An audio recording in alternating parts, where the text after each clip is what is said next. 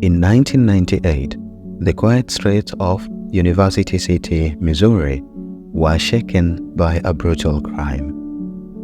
Felicia Gale, a former journalist for the St. Louis Post-Dispatch, was found stabbed to death in her home.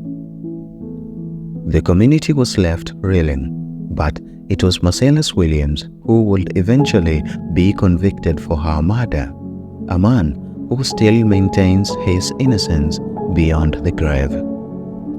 On August 11, 1998, Felicia Gale was found with 43 stab wounds in her home. Police had no eyewitnesses and no clear leads at first. The investigation took months to gather enough evidence to charge someone. In the year 2001, Marcellus Williams, a man with a criminal past but no history of violent crime, was convicted of Felicia Gale's murder. The case against Williams was built almost entirely on the testimony of a jailhouse informant and an ex-girlfriend, both claiming that Marcellus had confessed to the crime. The prosecution's evidence was thin. No fingerprints, no blood, and no DNA tied him to the scene. Still, these testimonies were enough for a racially biased jury to secure a death sentence. It was clear that the prosecution's case relied heavily on circumstantial evidence, but something crucial was missing.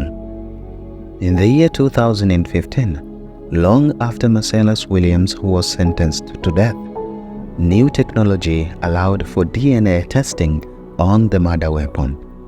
The result: Williams' DNA was not found on the knife. Instead, an unknown male's DNA was present. On further analysis, the DNA found belonged to workers at the prosecutor's office who stated that they had mishandled the murder weapon. This groundbreaking evidence cast serious doubt on the original conviction. If Marcellus Williams didn't leave any DNA on the murder weapon, how could he be responsible for Felicia Gale's death? Despite this compelling new evidence, Marcellus Williams' conviction remained. Appeals for retrial were denied. The state insisted that the original jury's decision was sound, even as more doubts emerged.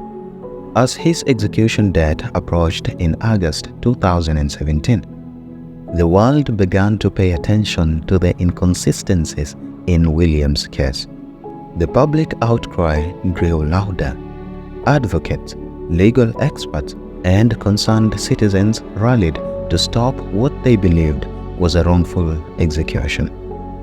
Hours before the execution, Missouri Governor Eric Greitens stepped in and issued a temporary stay and formed a board of inquiry to review the evidence and reconsider whether justice had truly been served.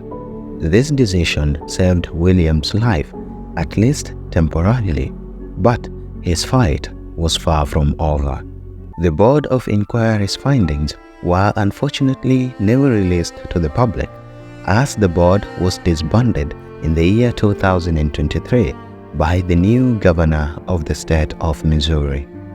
The new governor, Mike Parson, improperly dissolved the board before it could finish its work, and Attorney General Andrew Bailey moved to set an execution date. The possibility that the state of Missouri could execute an innocent man did not matter to them. That was not justice.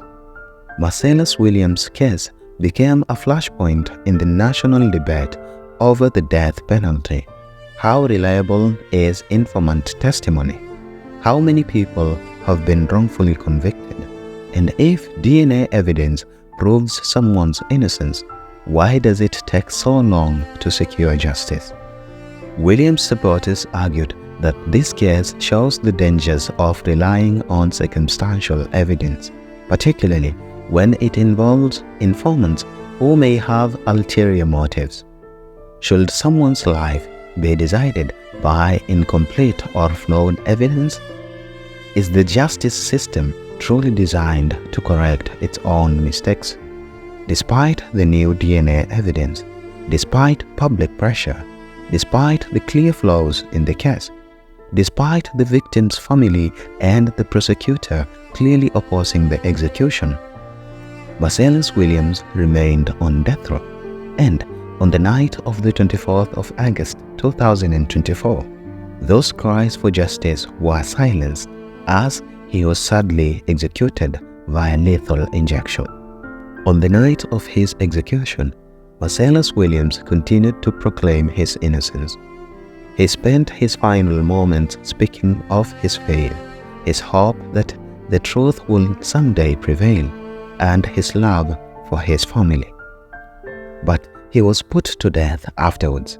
His last words read, "All praise be to Allah in every situation."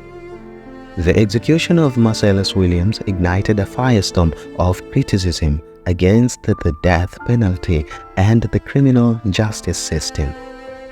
How could a man with no physical evidence linking him to a crime be executed? And how many others have faced the same fate, despite mounting evidence of their innocence? We may never know the full truth of what happened that night in 1998, but one thing is certain: the case built around Marcellus Williams' guilt was weak.